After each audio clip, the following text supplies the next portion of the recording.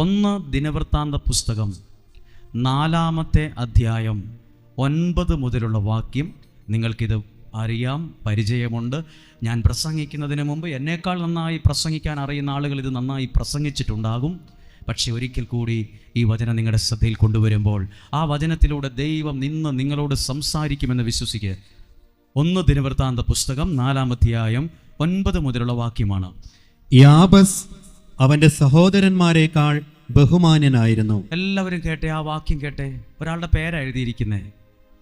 നിങ്ങൾ ആ വാക്യം, ഒത്തിരി അനുഗ്രഹീതരായ വൈദികർ ഇത് പ്രസംഗിച്ചിട്ടുണ്ട്. പക്ഷെ അവർ പ്രസംഗിച്ചതിൻ്റെ കൂട്ടത്തിൽ കുറച്ചുകൂടെ കാര്യങ്ങൾ എനിക്ക് പറയാനുള്ളത്. അതുകൊണ്ടാണ് ഞാൻ ഒന്നും കൂടെ ഇത് പ്രസംഗിക്കുന്നത്. അവിടെ ഒരാളുടെ പേരെഴുതിയിട്ട് പറയുക, യാബസ് അവന്റെ സഹോദരന്മാരെക്കാൾ. അപ്പോൾ പുള്ളിക്ക് ആരൊക്കെയുണ്ട്? സഹോദരന്മാരുണ്ട്, ഒത്തിരി സഹോദരന്മാരുണ്ട്. പക്ഷെ ബൈബിൾ എഴുതിയിരിക്കുക, എല്ലാവരെക്കാളും മിടുക്കനായിരുന്നു, മിടുക്കനും ബഹുമാന്യനുമായി മാറി. ആര്? യാബസ്. അപ്പം നമുക്ക് ഒരു ചോദ്യമുണ്ട്, ഈ പുള്ളി എങ്ങനെയാണ് ഇത്രയും ബഹുമാന്യനായേ? ശ്രദ്ധിച്ച് കേട്ടെ. യാബസ് ഉണ്ടല്ലോ, ജനിച്ചപ്പോൾ അമ്മയ്ക്ക് പോലും ഇഷ്ടമില്ലായിരുന്നു യാബസിനെ. യാബസിന് പേരിട്ടത് എങ്ങനെയാണെന്നറിയാമോ? താഴെ എഴുതിയിട്ടുണ്ട്, ഞാൻ അവനെ വേദനയോടെ പ്രസവിച്ചു എന്ന് പറഞ്ഞു. വേദനയോടെ പ്രസംഗിച്ചു എന്ന് പറഞ്ഞ് അവന്റെ അമ്മ അവനെ യാബസ് എന്ന് പേരിട്ടു. വേദനയോടെ. അമ്മയ്ക്ക് പോലും ഇച്ചിരി ഇഷ്ടമില്ലായിരുന്നെന്ന് തോന്നുന്നു, വായിക്കുമ്പോൾ തോന്നും. പിന്നെ എങ്ങനെയാ പുള്ളി ഏറ്റവും മിടുക്കനായ?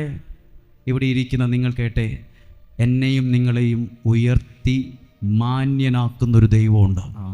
എവിടെയും ദൈവം പുറകിലാക്കത്തില്ല. എല്ലാവരും ഒന്നും കൂടെ വായിച്ചേ. യാബസ് അവന്റെ സഹോദരന്മാരെക്കാൾ ബഹുമാന്യനായിരുന്നു. പുള്ളി എല്ലാവരെക്കാളും മുന്നിലായിരുന്നു. എന്താ മുന്നിലാകാനുള്ള കാരണം എന്നറിയാമോ? എഴുതിയിട്ടുണ്ട് താഴെ 10-ാമത്തെ വാക്യമാ കാരണം.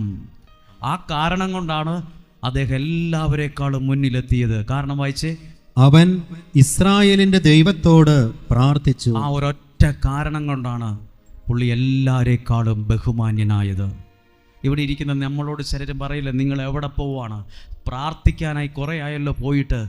നിങ്ങൾ എപ്പോൾ നോക്കിയാലും പ്രാർത്ഥനയാണല്ലോ, എന്നിട്ട് നിങ്ങൾക്ക് എന്ത് ഗുണമാണ് ഉണ്ടായത്? കൃത്യമായി എഴുതിയിട്ടുണ്ട്, യാബസ് നന്നായി പ്രാർത്ഥിക്കുന്ന ഒരാളായിരുന്നു. ആമേൻ. പ്രാർത്ഥിച്ചവൻ എല്ലാവരെക്കാളും പുറകിലായോ മുന്നിലായോ?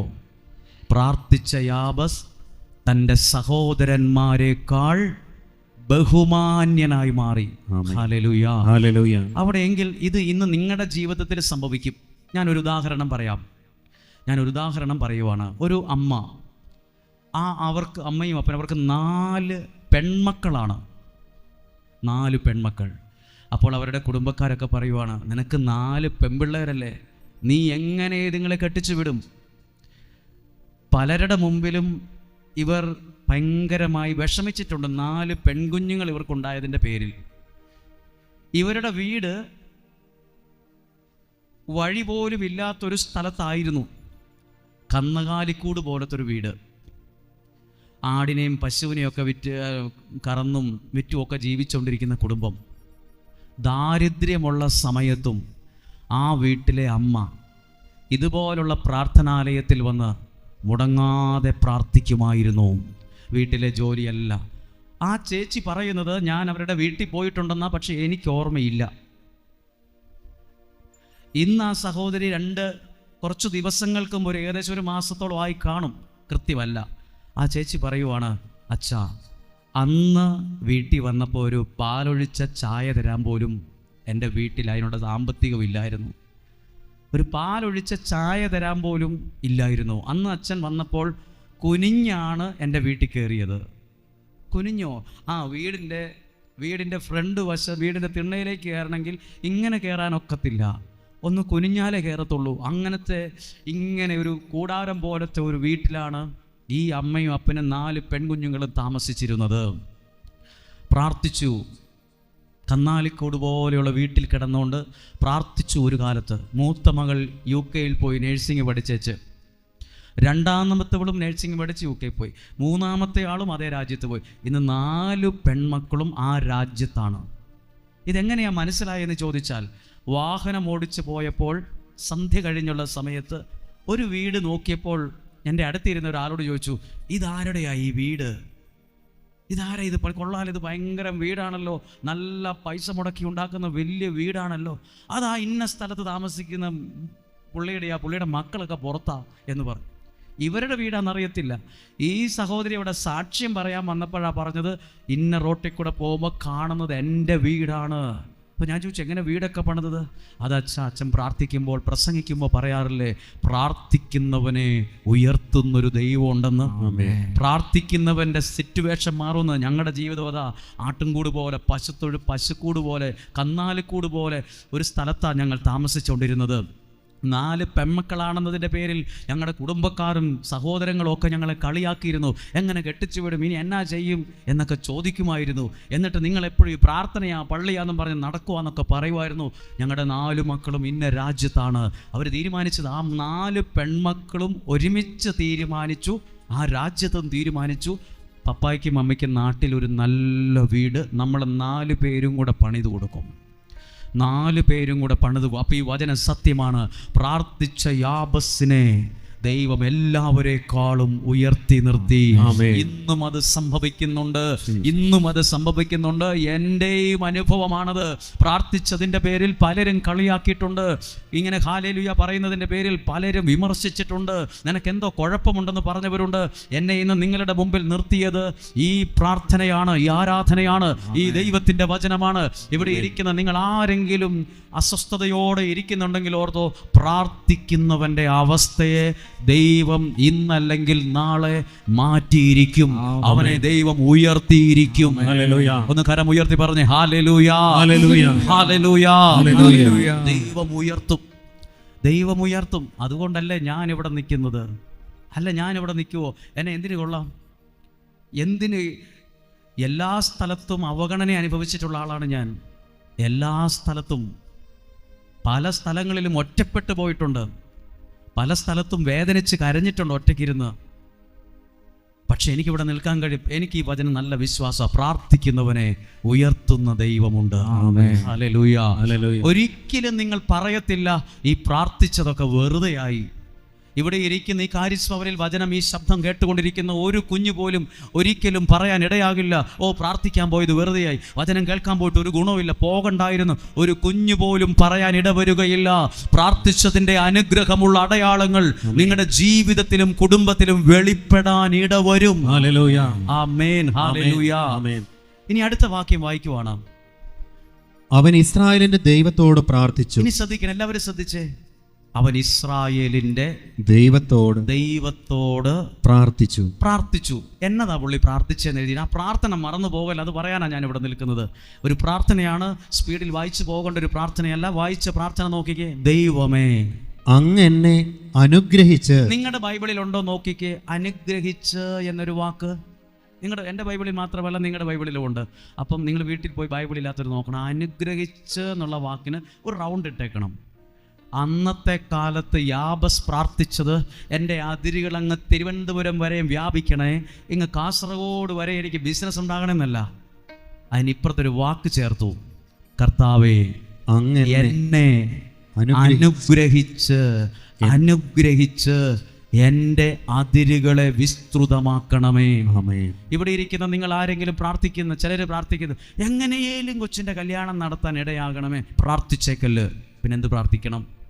കർത്താവേ, എൻ്റെ മകളുടെ വിവാഹം അനുഗ്രഹിച്ച് നടത്തുവാൻ ഇടയാകണമേ. എങ്ങനെയേലും എൻ്റെ വീടിൻ്റെ പണി പൂർത്തിയാകണേ. നോ, എന്നെ അനുഗ്രഹിച്ച് എൻ്റെ ഭവനത്തിൻ്റെ പണി പൂർത്തിയാക്കാൻ ഇടയാകണമേ. എല്ലാം പ്രാർത്ഥിക്കുമ്പോൾ എങ്ങനെയേലും MBA കിട്ടും, എങ്ങനെയേലും IELTS കിട്ടും, എങ്ങനെയേലും ഒന്ന് കാനഡയ്ക്ക് പോയാൽ മതി, എങ്ങനെയേലും കിട്ടിയിട്ട് കാര്യമില്ല. കർത്താവെ എന്നെ അനുഗ്രഹിച്ച്. ഇത് കേട്ടോണ്ടിരിക്കുമ്പോൾ നിങ്ങൾ പ്രാർത്ഥിക്കണം, ദൈവമേ അങ്ങനെ അനുഗ്രഹിച്ച് എൻ്റെ ആരോഗ്യത്തെ അനുഗ്രഹിക്കണമേ. എന്നെ അനുഗ്രഹിച്ച് എൻ്റെ കുടുംബ ജീവിതത്തെ മനോഹരമാക്കണം. എല്ലാ പ്രാർത്ഥനയുടെ പിറകിൽ ഒരു വാക്ക് ചേർത്തോണം, അനുഗ്രഹം. ഏറ്റവും വിലയുള്ള ഒന്നാണ് എന്ത്? അനുഗ്രഹം. അത് ദൈവത്തിൽ നിന്നും വേണം, മനുഷ്യരിൽ നിന്നും വേണം.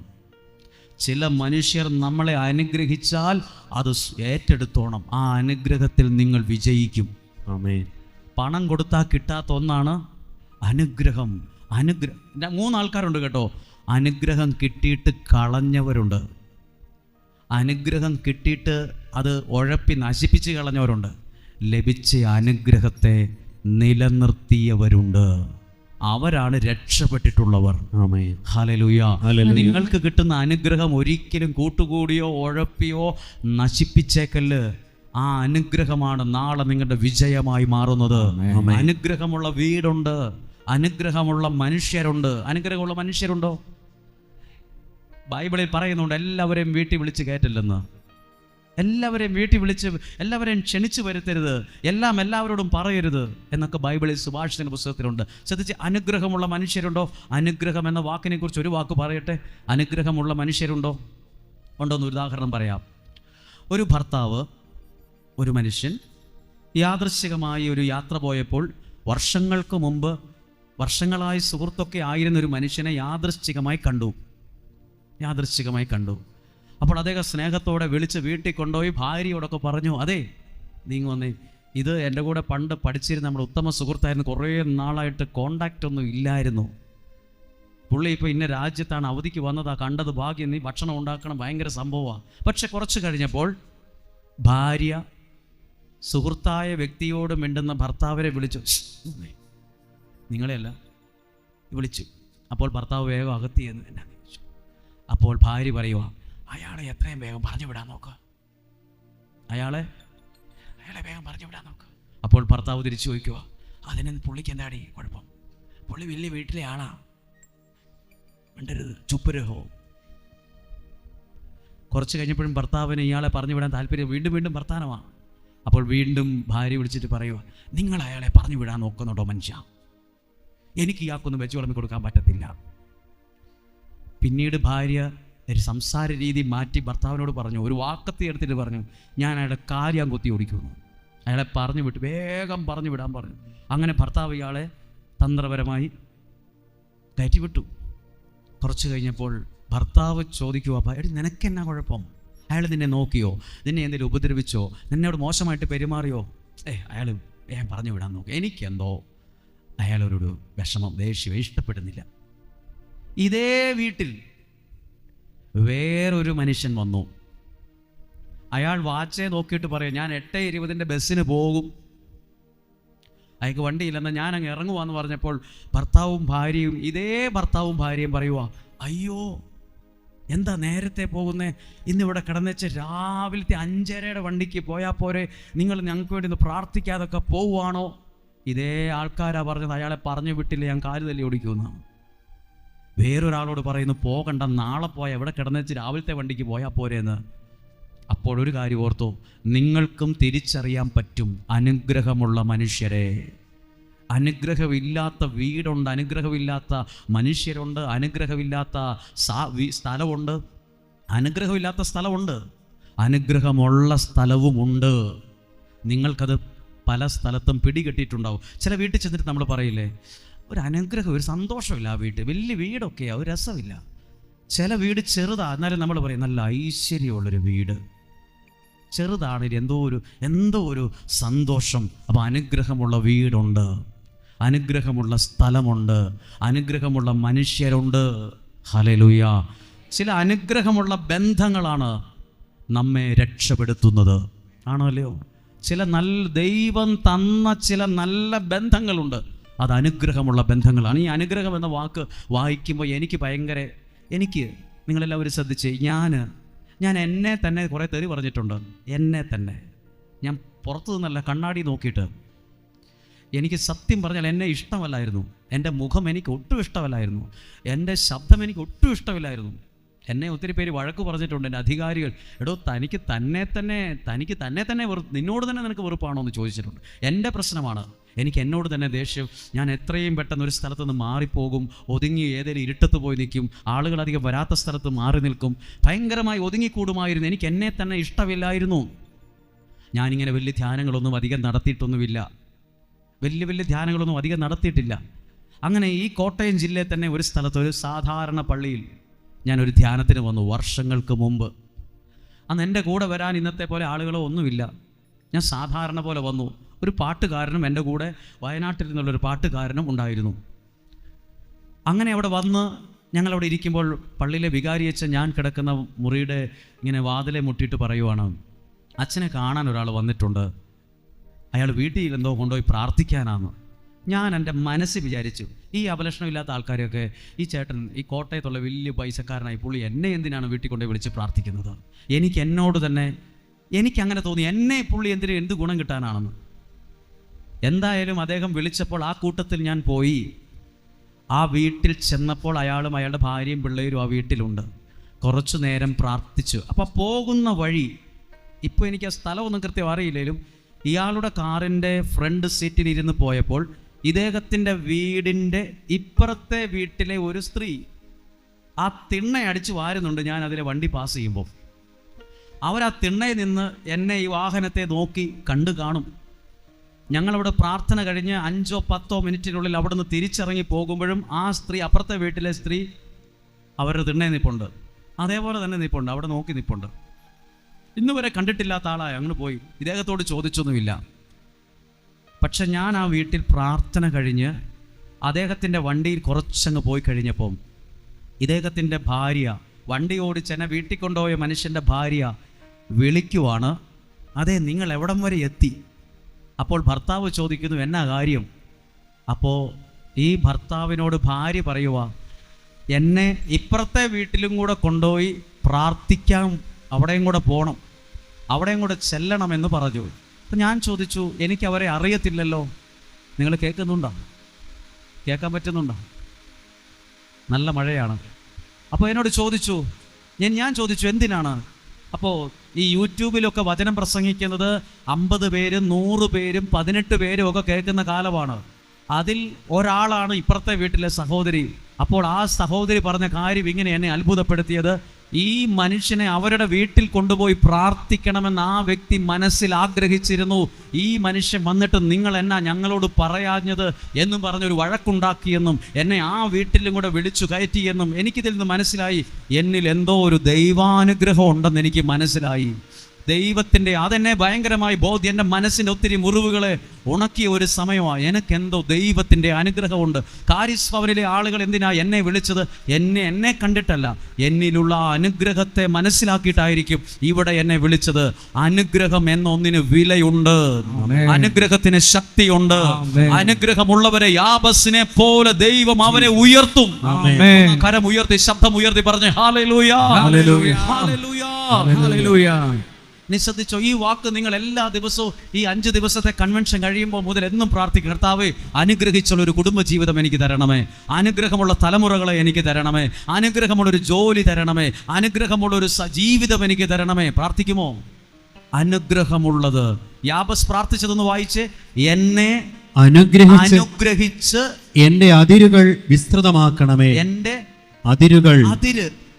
ഇതെല്ലാവരും ശ്രദ്ധിക്കണം, ഇത് വലിയൊരു കാര്യമാണ്. അതായത് ഒത്തിരി പേർക്ക് സമ്പത്തുണ്ട് എന്ന് പറഞ്ഞാൽ അതിരുകൾ വിസ്തൃതമായിട്ടുണ്ട്, പലർക്കും അത് അനുഭവിക്കാനുള്ള ഭാഗ്യമില്ല.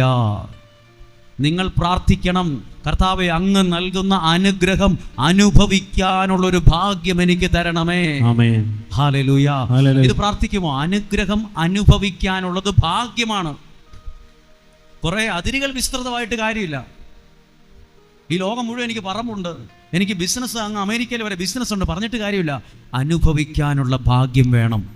എത്ര പേര് പ്രാർത്ഥിച്ചിട്ടുണ്ട്, കർത്താവേ എനിക്ക് എൻ്റെ ജീവിതത്തിൽ ദൈവം തരുന്ന അനുഗ്രഹത്തെ അനുഭവിക്കാനുള്ള ഭാഗ്യം തരണമേ. പ്രാർത്ഥിക്കുമോ? Hallelujah, hallelujah. എന്താ പറഞ്ഞത്? അനുഭവിക്കാനുള്ള ഭാഗ്യം. ഇത് പ്രാർത്ഥിക്കാത്തൊരു കാര്യം ഞാൻ നിങ്ങളോട് പറയാം. ഇത് പ്രാർത്ഥിക്കാൻ കാരണം ഒരു മനുഷ്യൻ്റെ അനുഭവമാണ്, ഒന്നിലധികം ആളുകളുടെ അനുഭവമാണ് ഇത് നിങ്ങളോട് പ്രസംഗിക്കാൻ കാരണം. വർഷങ്ങൾക്ക് മുമ്പ് നടന്ന സംഭവമാണ് ഒരു മനുഷ്യൻ്റെ ജീവിതത്തിൽ. ഈ ഫോണും ലാൻഡ് ഫോണും ഒന്നും ഇല്ലാത്ത കാലത്ത് ക്രിസ്ത്യാനിയായ ഒരു മനുഷ്യൻ, ക്രിസ്ത്യാനിയായ ഒരാൾ, അയാളുടെ മകനെ വീട്ടിൽ നിന്ന് ഇറക്കി വിട്ടു. അന്ന് ഇറക്കി വിട്ട കൊച്ചിൻ്റെ പ്രായം 8ാം ക്ലാസ്സിൽ പഠിക്കുന്ന പ്രായം, 8ലും 9ലും പഠിക്കുന്ന ആ പ്രായമാണ്, ആ സാഹചര്യമാണ്. വീട്ടിൽ നിന്ന് ഇറക്കി വിട്ടപ്പം ഈ മകൻ വീട്ടിൽ നിന്ന് ഇറങ്ങിപ്പോയി. ഈ കേരളത്തിൻ്റെ തന്നെ ഒരു ജില്ലയിലേക്ക് കിട്ടുന്നൊരു വണ്ടിയെ കയറി അങ്ങ് പോയി. അങ്ങനെ പോയൊരു ബസ്സൊക്കെ കാത്തിരിക്കുന്ന ബസ് സ്റ്റോപ്പിൽ പോയി ഇരുന്നപ്പോൾ ഇങ്ങനെ മണിക്കൂറുകൾ ബസ് സ്റ്റോപ്പിൽ ഇങ്ങനെ അലഞ്ഞ് തിരിഞ്ഞ് അവലെ നടക്കുന്നതും അവൻ ഇരിക്കുന്നതോ കണ്ടപ്പോൾ അപ്പുറത്ത് കച്ചവടം നടത്തുന്ന ഒരു മുസ്ലിമായ വ്യക്തി ഈ പയ്യനെ വന്ന് വിളിച്ചോണ്ട് പോയി. നീ എന്താ ഇവിടെ ഇരിക്കുന്നതെന്ന് ചോദിച്ചൊരു അപ്പുറത്ത് റോഡിൻ്റെ അപ്പുറത്ത് മലഞ്ചരക്ക് കച്ചവടം നടത്തുന്ന ഒരു മുസ്ലിമായ മനുഷ്യൻ ഈ വീട്ടിൽ നിന്ന് ഇറങ്ങിപ്പോയ മകനെ അയാൾ വിളിച്ച് ചോദിച്ചു. അപ്പോൾ പയ്യൻ പറഞ്ഞു, ഞാൻ വീട്ടിൽ നിന്ന് ഇറങ്ങിപ്പോകുന്നതാണ്. അങ്ങനെ അവനെ അയാളുടെ വീടിൻ്റെ സൈഡിൽ ആ പയ്യനെയും കൂടെ അവിടെ നിർത്തി. കുറച്ച് കഴിഞ്ഞപ്പോൾ ആ മുസ്ലിമിന് മനസ്സിലായി ഇവനൊരു അനുഗ്രഹമുള്ളൊരു പയ്യനാണ്, ഇവൻ വിശ്വസ്തനാണ്, ചതിക്കുന്നവനല്ല എന്നറിഞ്ഞ് ഇയാളുടെ കടയിൽ നിർത്തി ബിസിനസ് പഠിപ്പിച്ചു. അങ്ങനെ കുറച്ച് വർഷം കഴിഞ്ഞപ്പോൾ അയാൾ അവിടെ നിന്നൊരു 12-13 കിലോമീറ്റർ അപ്പുറത്തുള്ളൊരു സ്ഥലത്ത് ഇതേപോലത്തെ തന്നെ ഒരു മലഞ്ചരക്ക് കച്ചവടം പുള്ളിക്ക് വിട്ടുകൊടുത്തു. പിന്നെ നീ നടത്തിക്കോളാൻ പറഞ്ഞു. അങ്ങനെ നടത്തിയ ബിസിനസ് വളർന്ന് 10-18 ലോറിയായി, ഒരുപാട് സ്ഥലങ്ങൾ മേടിച്ചു. പുള്ളി സാമ്പത്തികമായി ഒരുപാട് ഉയർന്നു. അങ്ങനെ ഇദ്ദേഹത്തെ സഹായിച്ച ഈ മുസ്ലിമായ വ്യക്തി ആ സ്ഥാപനം വിറ്റപ്പം ആ മണ്ണും ആ കെട്ടിടവും മേടിച്ചത് ഈ വ്യക്തിയാണ്. അതിരുകൾ ഭയങ്കര വിസ്തൃതമായി. 10-18-15 ലോറിയൊക്കെ കയറ്റിയിടാനുള്ള വലിയ ഗോഡൗൺ, 10-15 ലോറി അകത്തിട്ട് കയറ്റി ഷട്ടർ അടച്ചാൽ അങ്ങ് ലോറി കിടക്കുന്നത് പോലും അറിയത്തില്ല. വലിയ ഗോഡൗൺ, നാട്ടിലെ വലിയ മുതലാളിയായി പുള്ളി മാറി. അങ്ങനെ അദ്ദേഹം ടോയ്ലറ്റിൽ പോയപ്പം, ബാത്റൂമിൽ പോയപ്പോൾ അദ്ദേഹം യൂറിൻ നോക്കിയപ്പോൾ യൂറിനിൽ ഭയങ്കര ഭയങ്കര അസ്വസ്ഥത പുള്ളിക്ക് തോന്നി. എൻ്റെ കിഡ്നിക്ക് എന്തെങ്കിലും പ്രശ്നമുണ്ടോ ഇനി? അയാൾ ആരോടും പറഞ്ഞില്ല. അയാളൊരു സുഹൃത്തായൊരു ഡോക്ടറെ കണ്ട് സംസാരിച്ച് അദ്ദേഹം പറഞ്ഞു, ഡോക്ടർ പറഞ്ഞു എന്തായാലും ഹോസ്പിറ്റലിൽ പോകണം, ചെക്ക് ചെയ്യണം, കിഡ്നിയിൽ എന്തെങ്കിലും പ്രശ്നം ഉണ്ടായാൽ അങ്ങനെ ഒരു സാഹചര്യം വരും, ടെൻഷനാവണ്ട. അങ്ങനെ അദ്ദേഹം ഹോസ്പിറ്റലിൽ ചെന്നപ്പം അദ്ദേഹത്തിൻ്റെ 2 കിഡ്നിക്കും പ്രോബ്ലമാണ്. അദ്ദേഹത്തിന് കുറച്ചു നാൾ കഴിഞ്ഞപ്പോൾ ഡയാലിസിസ് ആവശ്യമായി വന്നു. അയാൾ കുറച്ച് നാളുകൾക്ക് മുമ്പ് മരിച്ചും പോയി. അപ്പോൾ എല്ലാവരും പറഞ്ഞു പുള്ളി എല്ലാം സമ്പാദിച്ചു, പക്ഷെ പുള്ളിക്ക് അതൊന്നും അനുഭവിക്കാൻ കൊണ്ടില്ല. ഒന്നേന്ന് ഉയർത്തിക്കൊണ്ട് വന്ന് പുള്ളി വണ്ടി മേടിച്ചു, വീട് പണിതു, എല്ലാം ആയി, ഒരു കുഞ്ഞ് രാജാവിനെ പോലെ നാട്ടിൽ ജീവിക്കാൻ മാത്രമായി എടുത്തു, പക്ഷേ അനുഭവിക്കാൻ കൊണ്ടില്ല. അതിരുകൾ വിസ്തൃതമായി, പക്ഷേ അനുഭവിക്കാനുള്ള ഭാഗ്യമില്ലാതെ പോയി. ഇത് കാരിസ്ഭവനിൽ ഞാൻ ദൈവവചനം പ്രസംഗിച്ച് പോകുമ്പോൾ എന്തെങ്കിലും നിങ്ങൾക്കൊരു ബോധ്യമായി മനസ്സിൽ മായാതുണ്ടെങ്കിൽ കിടന്നോട്ടെ. നിങ്ങൾ പ്രാർത്ഥിക്കുമ്പോൾ എന്നും പ്രാർത്ഥിക്കണം, യാബസിനെ പോലെ, കർത്താവേ എനിക്ക് അതിരുകൾ മാത്രം വിസ്തൃതമായാൽ പോരാ, എന്നെ അനുഗ്രഹിച്ച് അതിരുകൾ വിസ്തൃതമാക്കണം. അനുഗ്രഹിച്ച് അതിരുകൾ വിസ്തൃതമാകുമ്പോഴേ ആ നന്മ അനുഭവിക്കാനുള്ള ഭാഗ്യം നിനക്ക് കിട്ടുകയുള്ളൂ. കോട്ടയം ദേശത്ത് താമസിക്കുന്ന നിങ്ങൾക്ക് ദൈവത്തിന്റെ അനുഗ്രഹം അനുഭവിക്കാൻ ഭാഗ്യമുണ്ടാകട്ടെ. എന്ന് പറഞ്ഞ് ഉറക്കെ ഹല്ലേലൂയ. നിങ്ങളിത് പ്രാർത്ഥിക്കാറുണ്ടോ? എനിക്ക് ജോലി വേണം, കല്യാണം നടക്കണം, വീട് വെക്കണം, മാത്രമല്ല കർത്താവേ എനിക്കത് അനുഭവിക്കാനുള്ള ഭാഗ്യം തരണമേ. ഒന്ന് പ്രാർത്ഥിച്ച് അനുഭവിക്കാനുള്ള. നിങ്ങൾ ഇപ്പോൾ തന്നെ ഒന്ന് പ്രാർത്ഥിച്ചേ, കർത്താവേ എനിക്കെല്ലാം ദൈവം അനുഗ്രഹിച്ചു തരുമ്പോൾ എനിക്കത് അനുഭവിക്കാനുള്ള ഭാഗ്യം തരണമേ.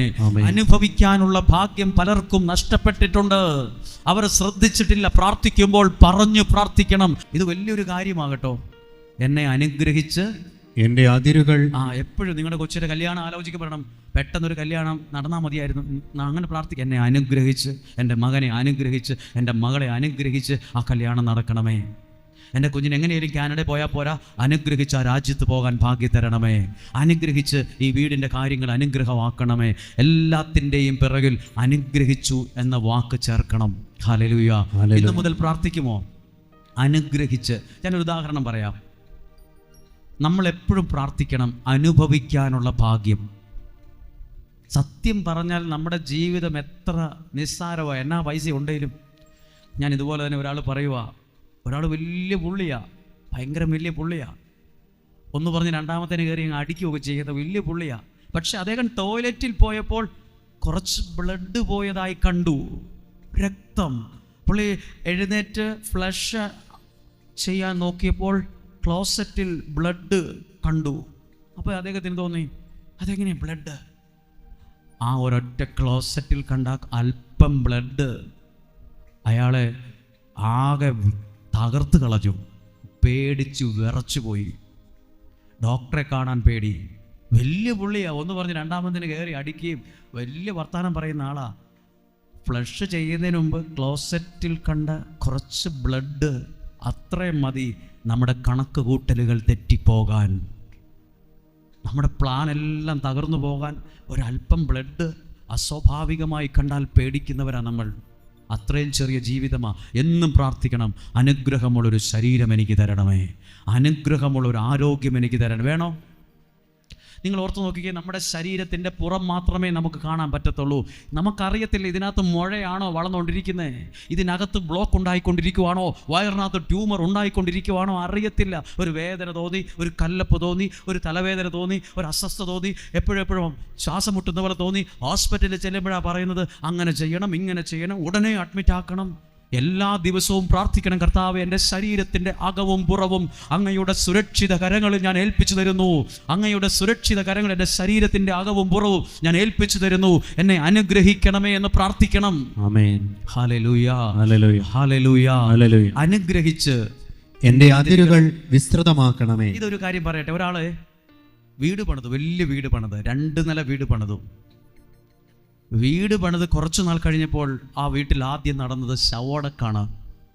ആ വീട്ടിൽ പന്തലിട്ടത് കല്യാണത്തിനല്ല, ആ വീട്ടിൽ പന്തലിട്ടത് ആ വീട് പണിത ആളുടെ തന്നെ ശരീരം അവിടെ പന്തലിൻ്റെ താഴെ വെച്ചിരിക്കുന്നു. ആദ്യം മരണമാണ് അവിടെ നടന്നത്. അപ്പോൾ ആളുകൾ പറയുവാണേ, അയാൾ ആ വീട് വെച്ചിട്ട് അതിനകത്ത് അധികം നാൾ താമസിച്ചില്ലല്ലോ. വീട് പണിയുന്നവർ പ്രാർത്ഥിക്കണം, കർത്താവേ ഈ വീട് അനുഗ്രഹിച്ച് പണി, ആ വീട്ടിൽ താമസിക്കുവാൻ എനിക്ക് ഭാഗ്യം തരണമേ. പ്രാർത്ഥിക്കണ്ടേ? ചെറിയ കാര്യം മതി നമ്മുടെ അനുഗ്രഹങ്ങളെ കയ്യിൽ നിന്ന് പോകാൻ. Hallelujah, hallelujah. നിങ്ങളിത് വിശ്വസിക്കുന്നുണ്ടോ? ഒത്തിരി പേർക്ക് അനുഗ്രഹം കിട്ടിയിട്ട് അവർ കളഞ്ഞു. നിങ്ങൾക്ക് ഈ കാര്യസ്ഭവനിൽ വന്ന് പ്രാർത്ഥിച്ചു പോകുമ്പോൾ കിട്ടുന്ന അനുഗ്രഹങ്ങൾ ഒരിക്കലും കളഞ്ഞേക്കല്ല്. അവിടെയാണ് നിങ്ങളുടെ അനുഗ്രഹവും വളർച്ചയും തുടങ്ങുന്നത്. ഞാനൊരു കുഞ്ഞു അനുഭവം കൂടി ചേർത്ത് പറയാം. ഒരു അമ്മയും ഒരു മകനും വന്നിരിക്കുകയാണ്. ആ അമ്മ തൻ്റെ മകനെ ചൂണ്ടിക്കാണിച്ചിട്ട് പറയുക, ഇവന് 32 വയസ്സോളം കഴിഞ്ഞു, കല്യാണമൊന്നും ആയിട്ടില്ല, നല്ല സ്വഭാവമാണ്, പക്ഷെ കല്യാണം നടക്കുന്നില്ല, ജോലിയൊക്കെ ഉണ്ട്. ഇവൻ പറയുന്നത് ഇനി കല്യാണമൊന്നും നടക്കുകയല്ലെന്നാണ് പറയുന്നത്. അപ്പോൾ എന്നാൽ പ്രാർത്ഥിക്കാമെന്ന് പറഞ്ഞ് പ്രാർത്ഥിച്ചു കഴിഞ്ഞപ്പോൾ ആ മകനോട് ഒരു കാര്യം പറഞ്ഞു. നിന്നതാ പറഞ്ഞത്, നിൻ്റെ വിവാഹം നല്ലൊരു കുടുംബത്തിൽ നിന്ന്, വേറൊരു രാജ്യത്ത് നിന്ന് നിനക്കൊരു വിവാഹം വരും. പോയപ്പോൾ അവൻ തൻ്റെ അമ്മയോട് പറഞ്ഞ്, അച്ഛൻ ചുമ്മാ ആയതുകൊണ്ട് പറഞ്ഞിരിക്കുകയാണ്, ചുമ്മാ നമ്മളെ ആശ്വസിപ്പിക്കാൻ പറഞ്ഞാൽ നടക്കുമൊന്നുമില്ല. പിന്നെ വിദേശത്തുള്ള ഒരാൾ കല്യാണം വരികയല്ലേ, നമ്മളെത്ര കല്യാണം മുടങ്ങിപ്പോയി, നടക്കുമൊന്നുമില്ല എന്ന് പറഞ്ഞു പോയി. അങ്ങനെ ഇവർ മാട്രിമോണിയിലൊക്കെ കൊടുത്തിട്ടുണ്ടായിരുന്നു. ഇവർക്ക് ഒരു അന്വേഷണം വന്നു. പുറം രാജ്യത്ത്, യൂറോപ്യൻ രാജ്യത്ത് നേഴ്സായി നിൽക്കുന്ന ഒരാളുടെ ആലോചന വന്നു.